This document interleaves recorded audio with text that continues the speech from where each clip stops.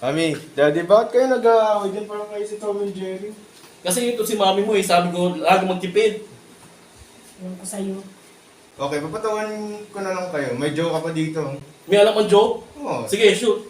Anong lugar sa Calabarzon ang mga tao ay mahinahon? Saan yun? Mahina ang mga tao. Biku! Okay ah. Tapos, anong lugar na malapit sa Maynila ang maraming surot? Lugar na maraming surot? Ano? Makati. Eh! Makati! Makati! Makati. Anong lugar sa Visayas ang mga tao mahilig kumain ng mamatikang pagkain? Lugar mamantika? Meron ba? Mahiling kumain mamantika ang pagkain? Saan yan? Cebu? Sa Cebu. Cebu. At anong lugar sa Calabarzon ang lalaki hindi nag-aahit ng bigote? Mga lalaking pinakain ng bigote? Saan yan? Lagoon. Laguna. Laguna. Okay ah. Anong lugar sa Maynila sobrang payat mga tao parang kalansay na? Ano? Anong mga pankalasay na? Malabon. Malabon.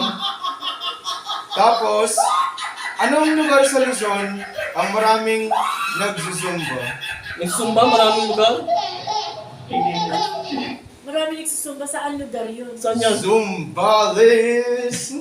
Zambales. Okay ah. Napatawa mo kami ng mami mo ah. Ayun sa kami galit.